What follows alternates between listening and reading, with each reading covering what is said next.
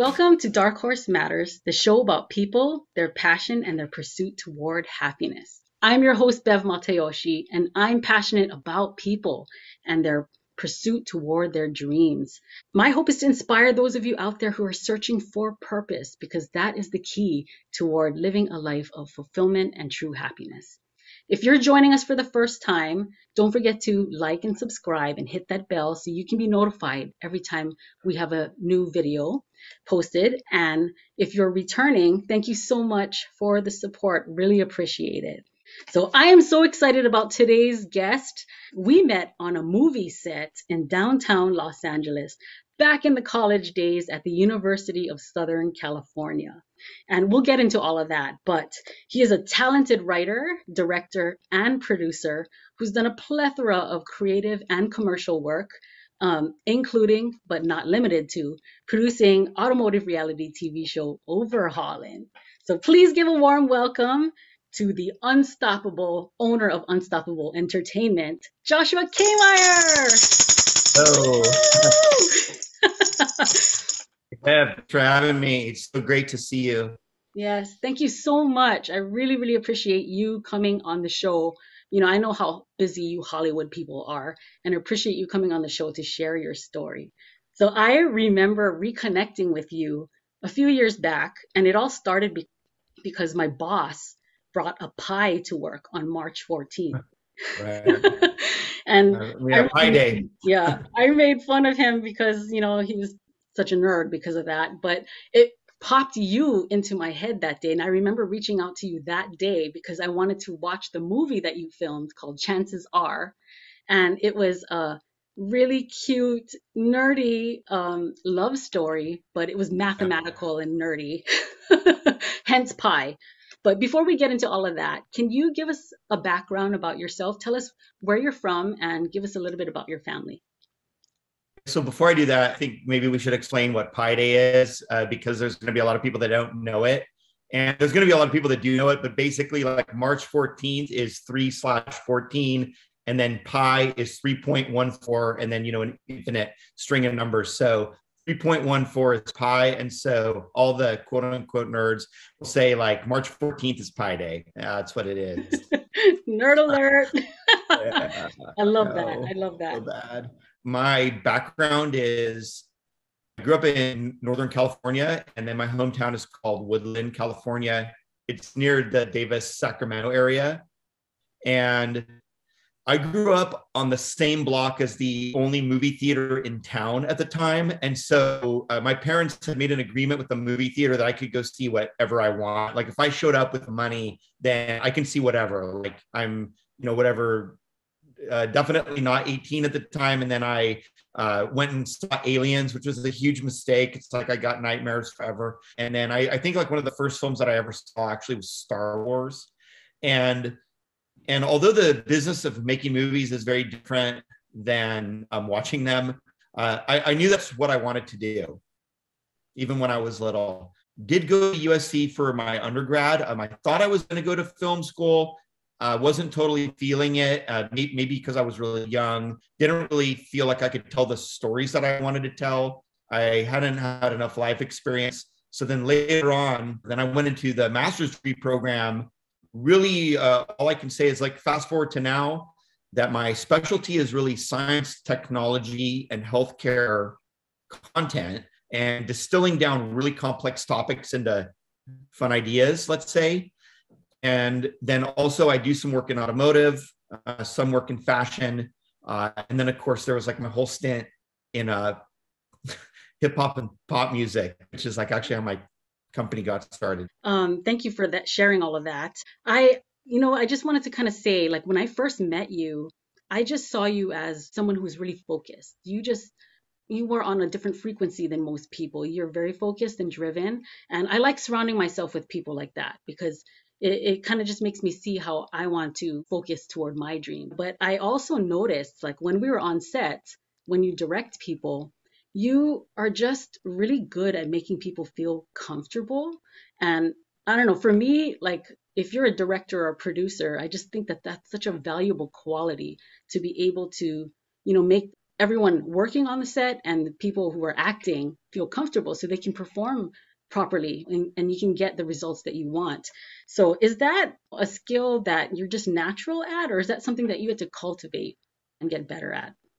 It's a combination of the two. So if you back all the way up and say, like, who was I as a kid versus who I am now, it isn't really too dissimilar. And what I mean by that is that I was always really creative and really social. So all my teachers would write comments about me, and then they would say, Josh makes friends easily, right? That was kind of like my thing.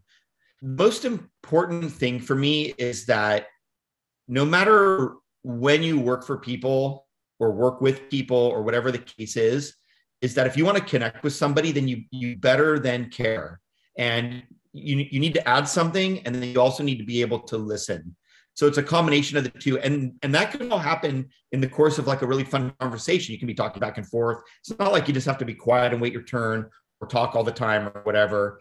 And so that's part one, right? Is that, and that's something where it does come naturally to me, but also you can practice it. And one of the best ways to do it is to be around somebody that actually is already doing it. And then you can learn from them, kind of like see what their style is, see what their behavior is, matching the rapport. Speaking of rapport, one thing that is important is that when you are doing, like, let's say whether it's a job interview or talking to anyone, and then if you wanted to develop a rapport with them, one of the best things you can do is to match their body language. So like if they're leaning in, you're leaning in. If they have one hand on their chin, maybe you have one hand on your chin. If they're smiling, you're smiling, things like that. So if you have an opposing body language, then oftentimes that's something that unconsciously or subconsciously creates a tension between the two of you. Going back to that question for a second, one of the most important things about when you make a project is to be absolutely as prepared as you can. And so for me, for example, what you saw in Chances Are was the result of a lot of preparation. But then also as a director, you go through a script and you do what's called a script breakdown, which is that you essentially are I mean, I wrote that one, but sometimes you're not the writer. You're analyzing someone else's script. And you go through and you break down the action and the emotional conflict in each word that's said, in each action. And it's like, what is the driver of this? So that way, when you're talking with the actors, you're not just like, oh, here is how I want you to say the line. Actors hate that shit. It's like, what actors want you to do is they want you to engage in a deeper level. Like, by saying this line, what is my goal? So then maybe what you're doing is you're giving that person a hug, right? You're being supportive, as opposed to just trying to direct somebody and say, oh, have this tone of voice. Right. Yeah. So it's better to engage it deeper on a level where, yeah. So then you always have to remember that what a director is doing is one thing above anything else. And that's about getting the performance from the actors. And then the second thing is really knowing the material you're working on and what you want to get out of it, being decisive and confident. On set, things are moving pretty quick, and a lot of times you run out of time. You have to move on. And simply put, I write it all down. It's like all written down on paper. My script says Josh's copy, like, do not take. So and it's got tons of handwriting all over it with all my thoughts. Right. And that's so important. Being prepared, I mean, that's everything, right? And that's why you're so good at what you do, is because you prepare for it. And that was just really exciting for me to watch you in action like that. So let's talk a little bit more about Chances Are. Oh, you got that opportunity at USC because I understand that you got a grant to film that short movie. Can you tell us about how you got that opportunity? So the short version of how Chances Are came to be, it goes back to actually when I got into grad school at USC. So I got into the MFA film production program, the program which is like highly sought after. It's like highly competitive.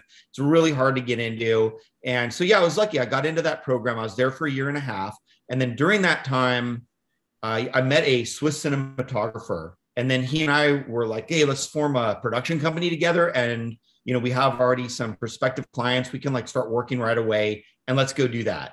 So actually I took a leave of absence from school for 4 years and worked in that company with him. And then the way that USC works is that if you take a leave of absence, you have 4 years, which to come back to school. If you don't come back, then your units expire. So, I mean, listen, it's expensive. Like it costs a fortune, whether I was on financial aid or however I was doing it. You know what I mean? It's like I refuse to let those units expire. But when I went to go back into school, I thought, I have a lot of production experience. I want to go into the writing program. Those were always my favorite professors anyway. And so I talked to some of them and they're like, oh, we'd love to have you back. Like if you apply, we'll support your application. We'll, try to get you in, because I couldn't transfer. I had to reapply to the master's degree program for writing for screen and television at the USC School of Cinematic Arts. So I had a year and a half left to complete my degree out of like a 3-year program. And within that program, part of the reason that I applied or wanted to go into that program, not just for the amazing faculty, was because there were all these ancillary opportunities, different grants, scholarships, mentorship programs. The speaker series where like famous people come to talk and tell you about their careers, like David Lynch or Samuel L. Jackson. And it was all something that took place only within the writing program. So the true story of Chances Are is that when I was in the writing program, I was at a USC football game and I had a notepad with me and I was kind of like watching the game, but I was also writing some schoolwork out, right? I was like writing some script stuff or whatever. And there's this guy that like starts cheering. He's so happy. And I go, hey, man. And he's right by me in the aisle. And I go, hey, man, what's going on?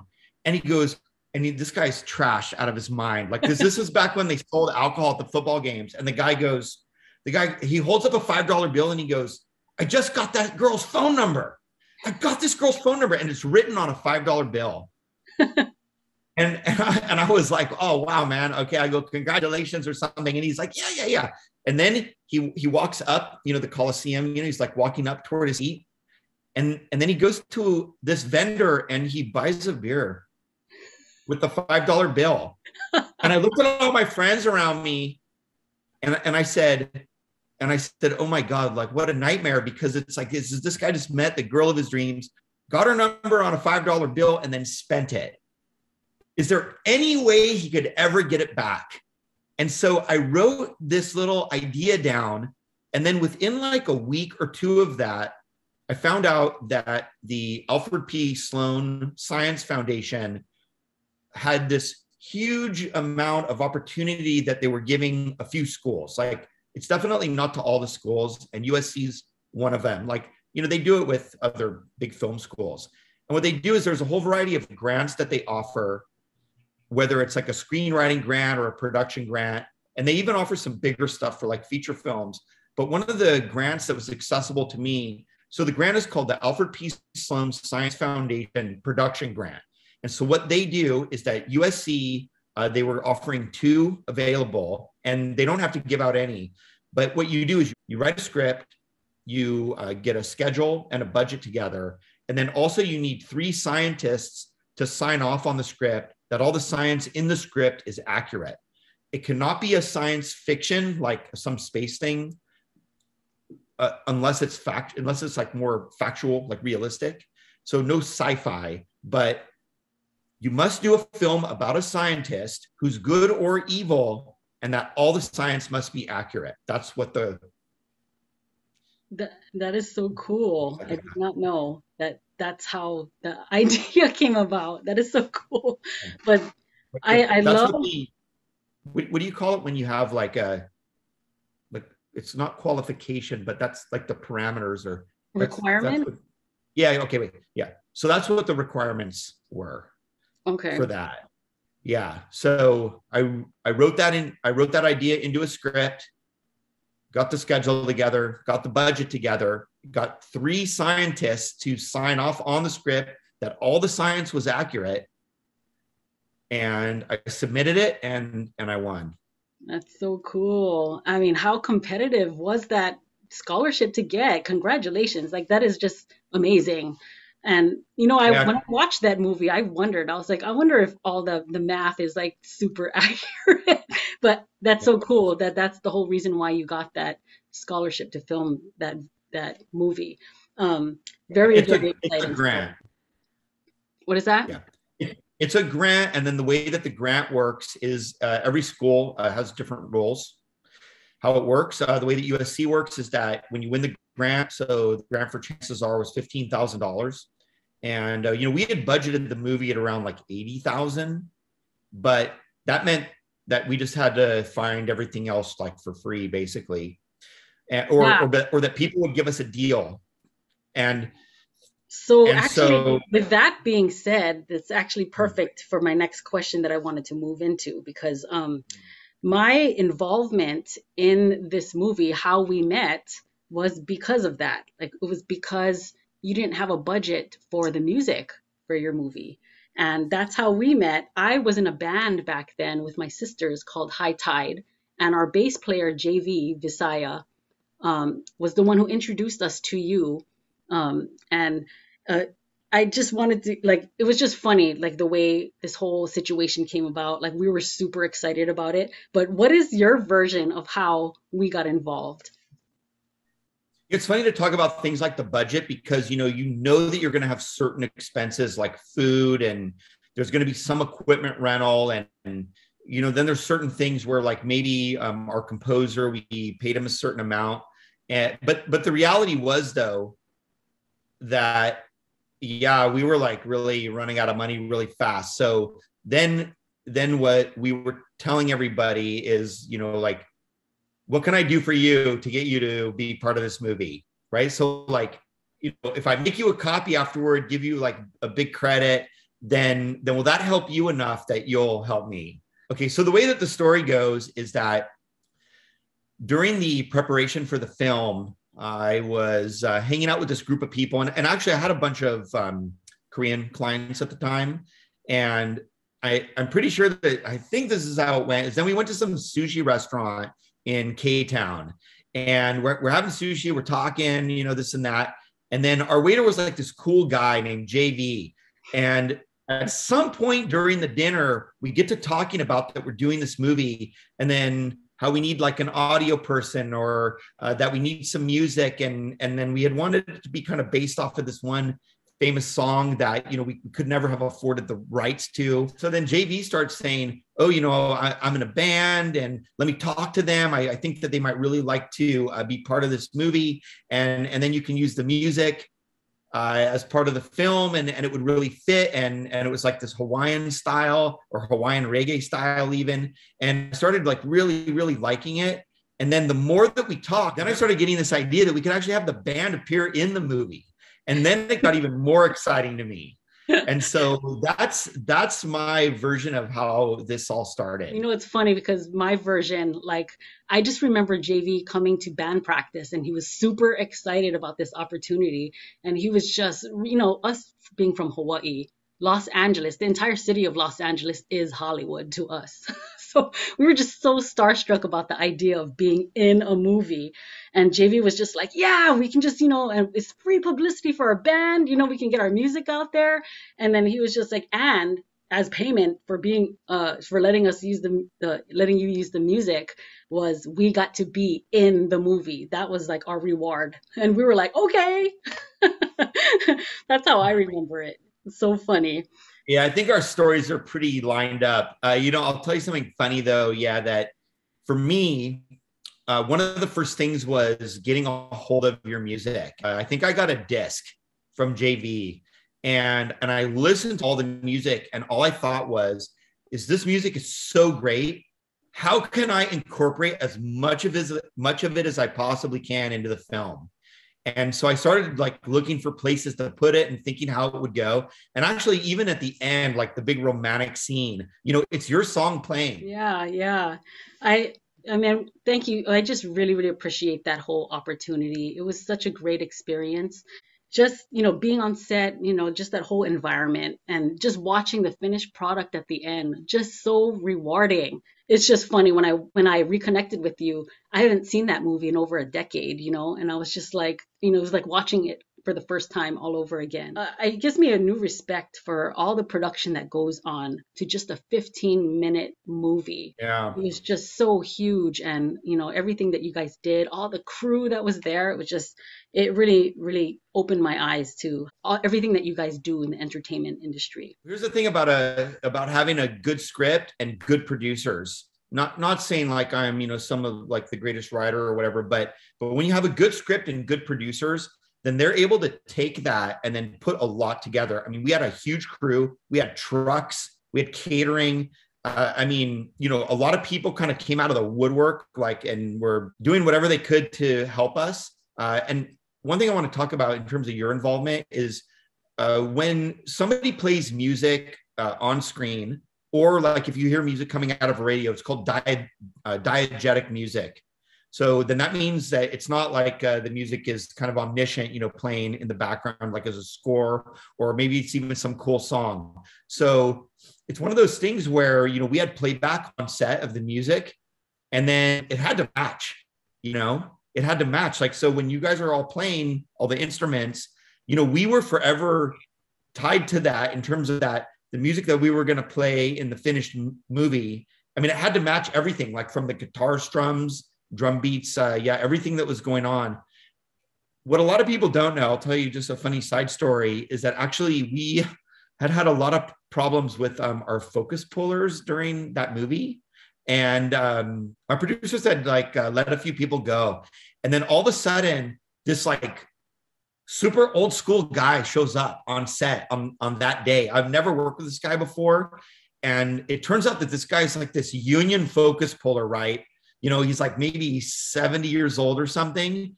And then, we're used to focus pullers, like they'll take a measurement and they're setting their marks and all this different stuff. And then this guy wanted nothing to do with that. He's just like, point the camera at whatever you want to be in focus and it'll be in focus. And I remember one of the first things that we shot was your guitar, because we have that close up of your guitar, right? Where your hand is strumming. Yes. And I remember looking at the monitor because, I'm back in Video Village, off to the side. And all I'm thinking is this guy's incredible.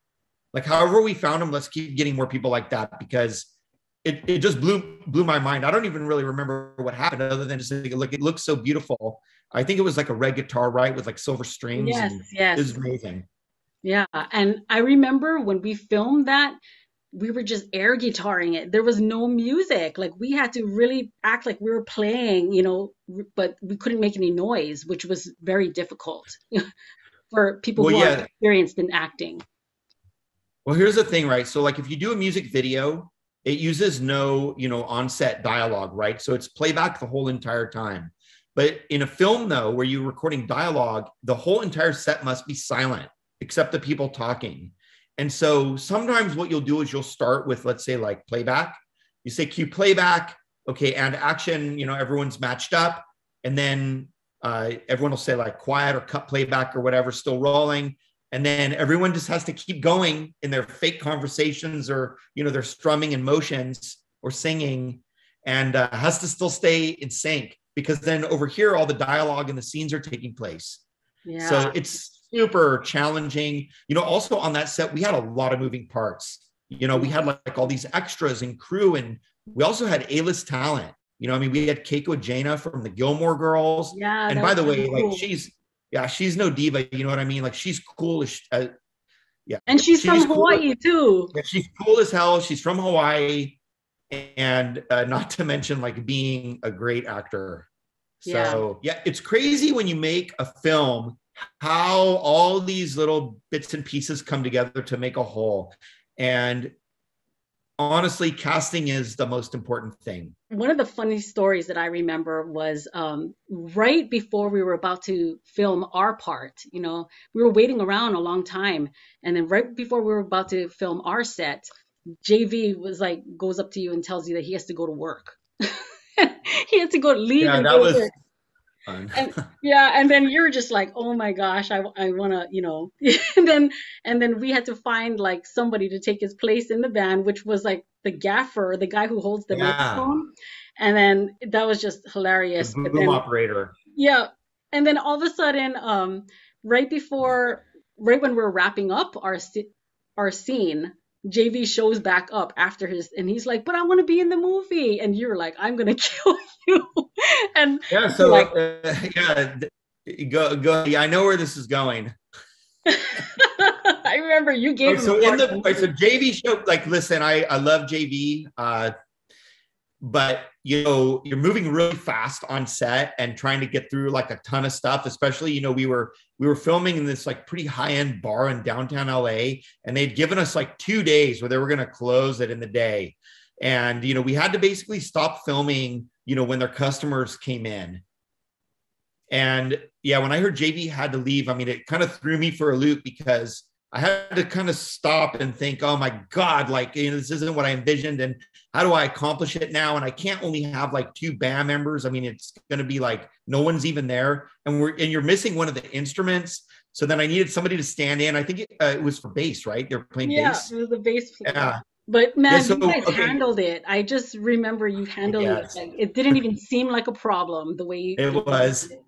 Yeah, listen, I mean, so like, it's funny because after the film was done, my producers are like, oh, hey, Josh, now that the film's done, let me tell you all the crazy shit that happened. Like, oh, somebody like ran a truck into like the roof of a gas station, and there's an insurance claim being filed. And then like, you know, we were filming in actually my apartment at the time. And then like somebody was like under the covers of my bed doing who knows what, like so many crazy stories were happening. I mean, it was nuts.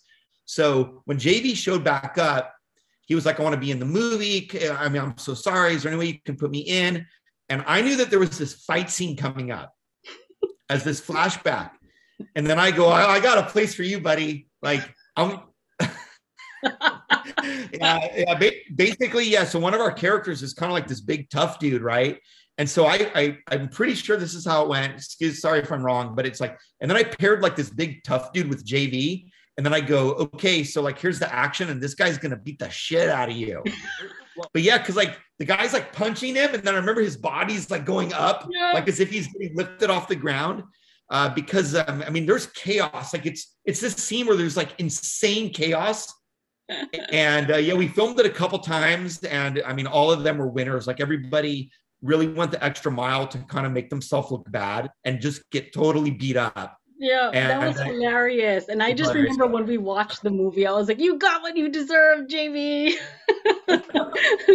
Yeah, it's funny though, you know, but I can't be mad at JV because, you know, if you really want to wrap it all together, it's like, this is why we're here right now. Yes. You know, and actually to even bring it even more full circle, the story I was telling earlier about the cinematographer who I met and started that production company with. So that's the guy that became the DP of Chances Are, and was amazing. You know, did amazing work. Like one of the best DPs ever. What does DP stand for? Just for DP stands for director of photography. okay. You're not really the camera guy. You're not really the lighting guy or girl. You know, basically So this person, they're responsible for like the entire visual look of what's getting lensed. So all the camera movements and the lighting and how the camera tells the story.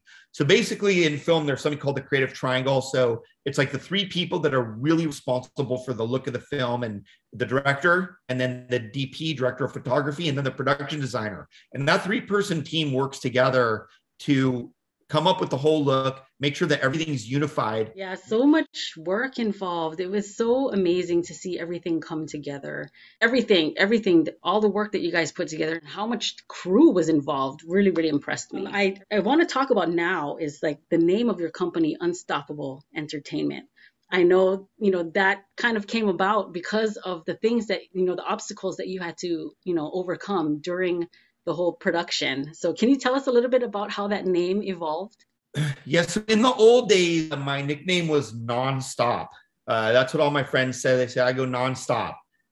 Yeah, my nickname is Unstoppable, and one of my producers nicknamed me that. And so this is the story. So what happened with Chances Are was that I won the grant, the Alfred P. Sloan Foundation grant, $15,000, and then they distributed the money to USC into an account. And so in order to start preparing for the film, then, you know, you got to fill out all this paperwork, and you got to, you know, follow all these rules about how to get access to that money. And so USC is the only school that works with the Sloan Foundation where they don't give that money to the recipient. It's pretty bizarre. It's like, I wrote the script, it's my money, and I'm going to use it to make this film, and I want it. And USC said, well, we don't want to give it to you because then a lot of students in the past that want it, then they just go like buy a car. So then they created this like series of protocols where what you would do is you would spend money out of your own pocket, and then you would get track receipts or POs or whatever, and then you would then get reimbursed. Well, that sucks when you're like a starving student, because that means you basically have to come up with, in my case, $15,000 in order to which spend and then get reimbursed with. I mean, it's really bizarre to me. It's a bizarre process. It's like, why not just sign a contract that says you'll use the money for the intended purpose? Right. So what happened is that I didn't have the money and I didn't even have access to it. So I kept contacting USC saying, when do I get access to this account? So I contacted USC and I said, all right, hey, I've started pre-production on the film. Before I set production dates or schedule this, I got to know that the money is available. And then they're like, oh yeah, well, we forwarded that on to the person who is responsible for it. He'll get back to you. Well, so he didn't. So then I started calling every day and I'm like, where is the money? Where is the money? And then it disappeared. Then they're like, I'm sorry, we don't really have a record of this. Oh my gosh. So not only was the guy not calling me back and giving me access to the money, but now it was gone. And so the only reason that I found out where it had gone was that I got my tuition bill, to show like how my financial aid and all that's being applied. And then it was like $15,000, minus, right? Like that it was paid. And then I was so pissed, right? I called USC and I was like, what the fuck is going on? Like, you guys put my grant money into my, tuition? Like, that is not going to help me in my life. I mean, I'm going to be paying student loans forever. So taking $15,000 out of it doesn't mean anything. $15,000, what that means to me is that means I can make this film and have like this really nice example of my work, which I can try to like use to get jobs and whatnot. And so it just didn't improve. And so then I started calling like not just every day, but then every hour. And I was calling over and over and over. And finally they got sick of me, or finally they realized that like this was getting bad for them, where I was not going to go away. And then the guy that I needed to talk to gets on the phone, makes this huge apology, like that this was a mess. And, he was busy and, didn't have time. And I'm just like, yeah, whatever, bro. So then he freed up the funds. And then I got a letter that the funds were available for reimbursement. And we fully like launched into pre-production at that point. And then I think within a few weeks, like we were filming. But going back to your question, I mean, this happened over like a month. I mean, it was really awful. And a lot of people in film, what they'll tell you is like, when you get ready to make a film, there's a lot of obstacles that come up, and it's mainly other people. They're jealous, or they don't understand, or they maybe they even try to stand in your way, or they're naysayers. And so you must fully commit like that. There's nothing that's going to stop you from making your film. And so one of my producers, Matt, he said, wow, man, you're unstoppable. And then this light bulb went on in my head. And all these things came together for me that I was like, yeah, I'm calling my company that, because, the film, I needed to create like a company in order to produce the film. And then I created Unstoppable Entertainment. And then I actually even took it a step further. And then the main character in the film, he's a network administrator, but then I have him working for Unstoppable Entertainment in the film as a fictional company that he was like the network administrator of my entertainment company. And then the name Unstoppable appears on his bag, his shoulder bag. It says, so the bag says something like divide and conquer, and it has mathematical symbols, but then his name badge, right? His name badge says Unstoppable Entertainment. And so there's like these little Easter eggs in the film about that. And and then I officially formed the company, and that's that. I formed the company in 2006. And I remember that when I watched the film for the first time after we reconnected, I noticed that. I didn't notice that before, but after seeing all your posts on like Instagram and all that with your company, I noticed that in the film, and I was like, oh my God, that's so cool. I never noticed that before, and I just thought that was very, very clever. Love that story, Josh. film is actually full of Easter eggs. Oh, cool. I'm gonna look for it There's a now. lot of other hidden things in the film, just to kind of like whet your appetite. So, for example, we didn't have enough extras for the bar scene, and so then the question is, well, where did we get all those people if we didn't have extras? And it was the crew. Oh yeah. That's We're so like, well, cool. when we start rolling, like we really only need, the dolly and camera operator and focus person to, an audio person to be like working. So everyone else just, grab a seat. Yeah, and helped each other out. That is so cool. And And I'm I very just, fortunate that they did it. I'm very thankful to everybody that was part of the film. yeah. And when you're on a mish, it's just amazing how opportunities just kind of show up, and you give and you get. That's exactly how it goes. And you did that. So, Josh, with your all the experience that you've had over the past, how many years doing what you do, like for any aspiring filmmakers out there, what kind of advice would you give to them if they come across any roadblocks in their creative journey? For any aspiring filmmaker, video producer, TV crew member, like anything within that whole realm, there will be roadblocks. You're going to have people that are envious of you, jealous, people that just plain don't like what you're doing. And they will try to stand in your way. And it's so weird, actually. There's a lot of people that don't want others to succeed.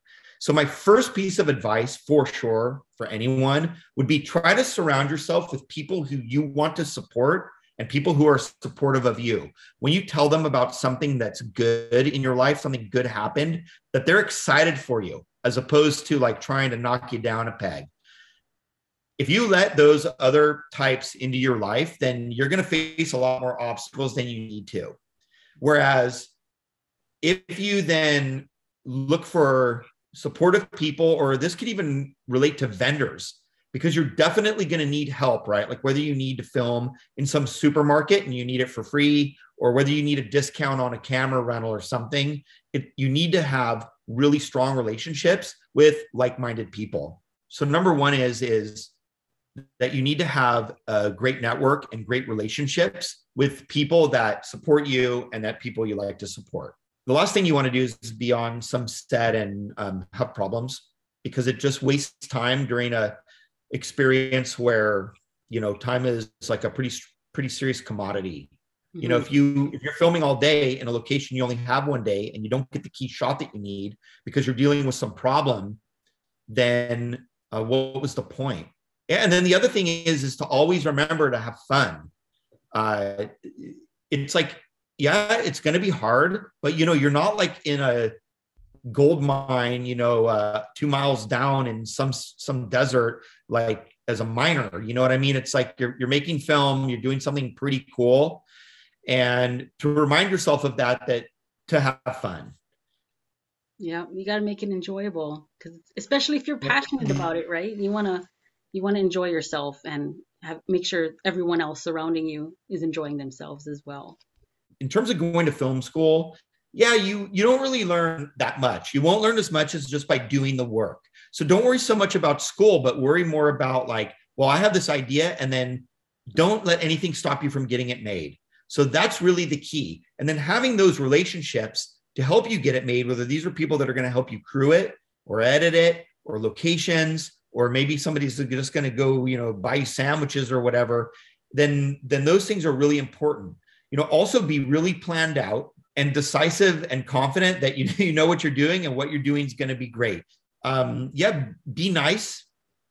Be a nice person. That's another thing. Don't be some asshole diva. I will fire you right off my set, right on the spot, if you're an asshole or a diva, or sitting around and wasting my money or wasting my time. So like, look for opportunities. If you're a crew member on someone else's shoot, look for opportunities to contribute.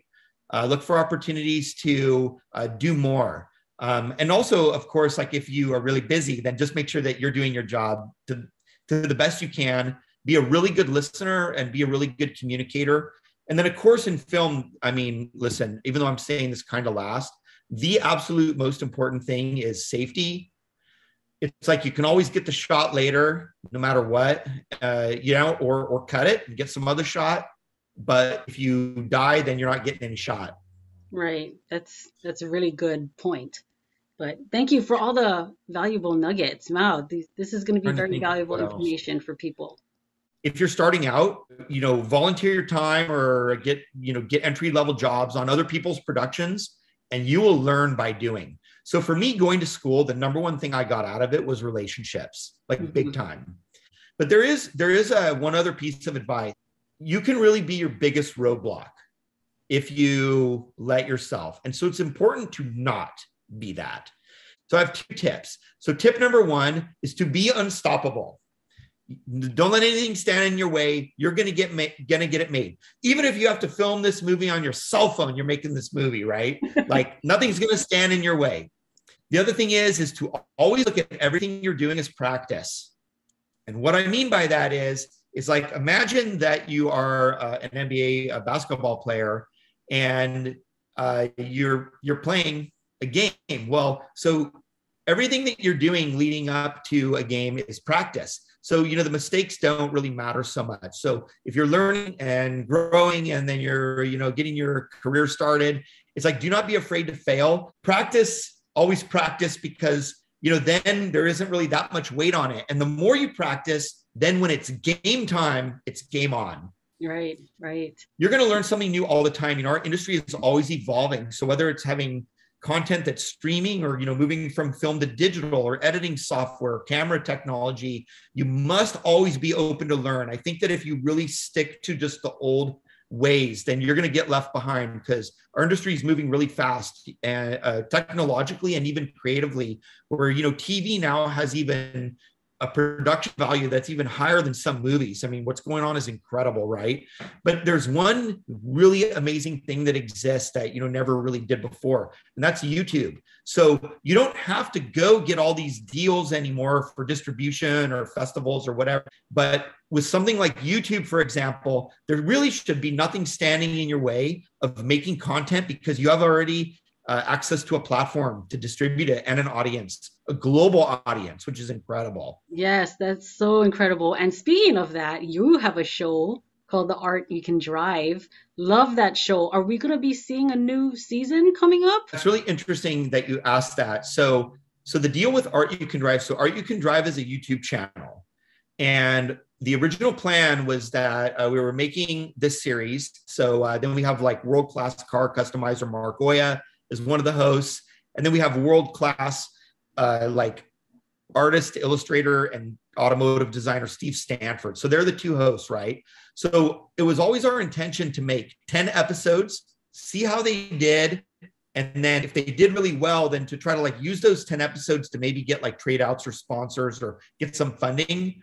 Or then maybe what our real hope was is that the series would be successful enough that we would monetize it. And then the series would then start paying for itself. Well, right now, currently, the way to monetize content is that number 1, you must get 1,000 subscribers. So yes, we did do that, which was rad. And then one of our episodes went viral, right? Getting like 6,000 views a day. And it was just like blowing up.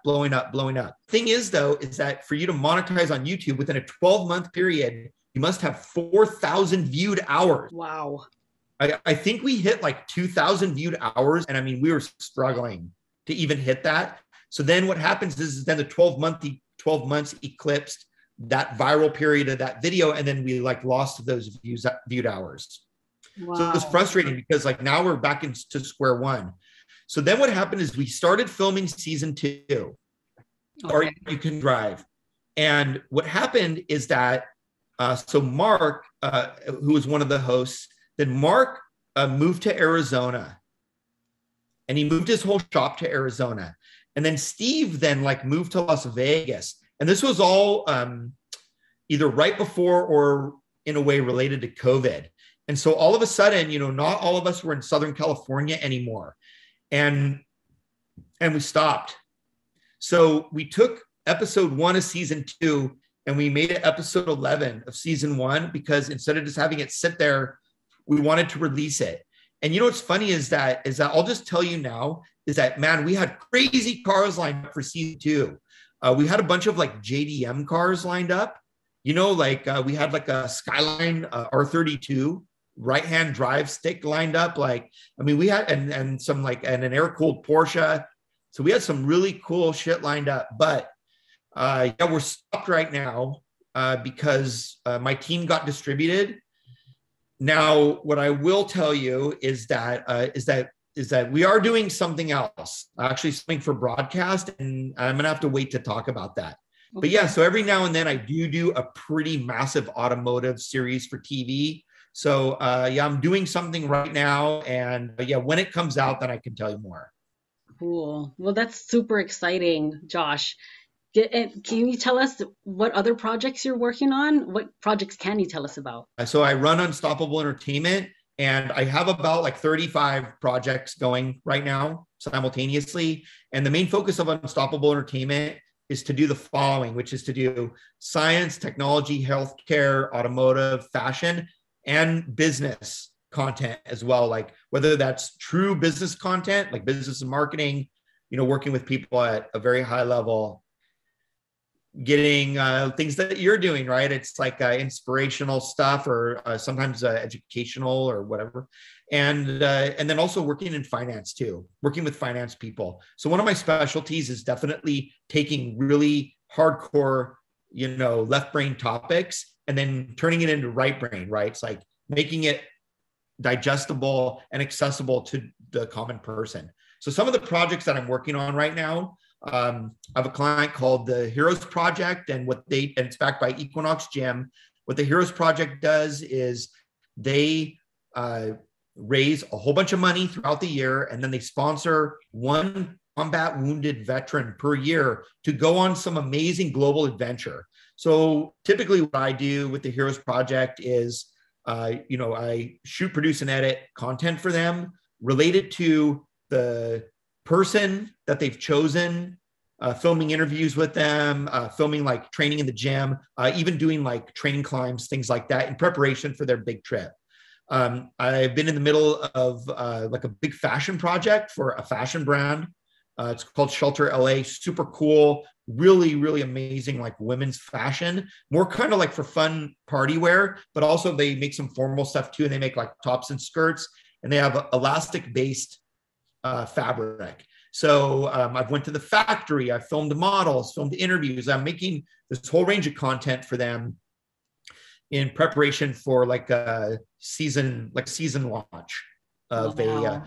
That's very exciting. I can't believe that's a that you're lot. doing all of that. You're so busy. And again, I'm so grateful that you spent some time, you know, sharing your story with all of us. So Josh, how can people find you if they want to Yeah. follow what you're doing? You know, That like, was funny, right? So yeah, one thing for sure that I'll say is that I'm never too busy to take on new amazing projects at all scales. So whether you have a small budget or a big budget, like I'm interested to do it if the project's cool and if you're enjoyable to work with. I definitely do have a no asshole policy. If you're willing to pay me a ton of money, but you're a nightmare, like I'm sorry, I'm probably not so interested. No, I want to like have a good life filled with good memories, and I don't want to hate the project I'm working on. So exactly. yeah, I mean, I Yes. do.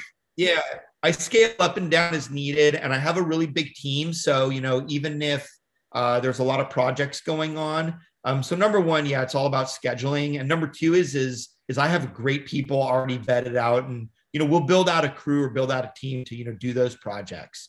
So for anybody who wants to connect with me, I love building strong personal connections. So you don't really have to follow my company or anything. Actually, on Instagram, that's where I post all my fun personal stuff.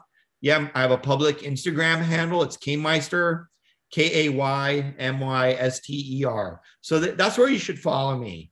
I also do have Unstoppable_entertainment as Instagram as well. If you want to follow that company. And then, of course, like as you already mentioned, I run the Art You Can Drive YouTube channel, you know, youtube.com/Art You Can Drive. But, you know, production's shut down right now, but definitely check it out if you like cars, especially.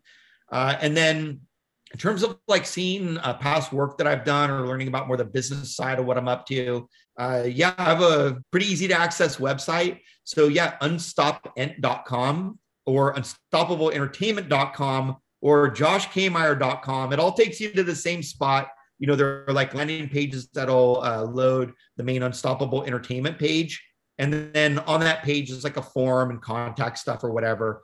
But yeah, whether you contact me off that or off my Instagram, or if you just want to follow along and see what's up, like I definitely welcome everyone.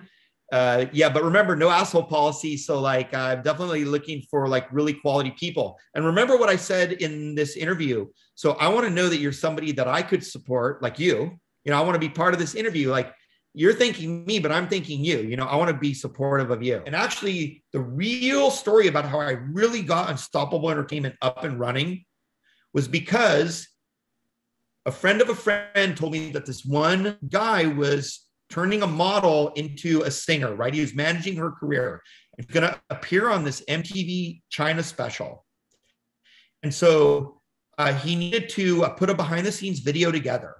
And so I thought it was like the coolest thing, right? And I was going to get to like watch this show, produce this content, like work with this crew with him. And we were all just helping out for free in order to like start to build our reels, right? Get some content that we could use to show off, like in addition to Chances Are. I needed more stuff. Right. And so we did it. It got edited. It got put on YouTube and it blew up with like millions of views, right? We even won an award from YouTube for like, YouTube used to give these awards where it was called like the most viewed video of the day. And so what happened is that guy got hired at Geffen Records as the head of pop new media. And I remember he gets hired and he calls me and he goes, hey, remember like that project you produced for me? Well, I have X amount of dollars a month of marketing budget available for video. You're the guy. And so then that's how I got my very first client, Geffen Records, through Unstoppable Entertainment. That's cool. It's all about the relationships you build, man. Your net worth is equal to your network.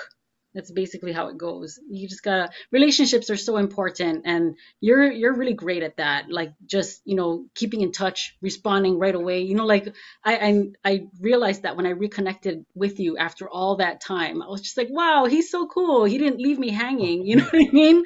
I really appreciate that, Josh. Appreciate it so much. Yeah, you too. I mean, listen, you got the text message, like don't let it linger for like days. You know what I mean? It's like reply the same day. Yeah, that's important, man. Like, I know you got the message. You're on your phone all the time. It's like reply the same day. Don't procrastinate. Just get on it. Get it done. Yeah. Yeah, you'll be happier for it, and people will appreciate it. Yes, and I do very much. So likewise. Thank you so much, Josh. I really, really appreciate your time. And it was just filled with a lot of nuggets and just great, great, valuable information and advice to all those people out there who are passionate about entertainment or film and just life too. You gave a lot of life advice as well and how to be successful. Thank you, everybody, for joining us on Dark Horse Matters, the show about people, their passion, and their pursuit toward happiness. If you're looking for purpose, that's something that you have to focus on, because that, in my experience, has just been the true key to fulfillment in life. So thanks again. We'll see you next week. Be passionate.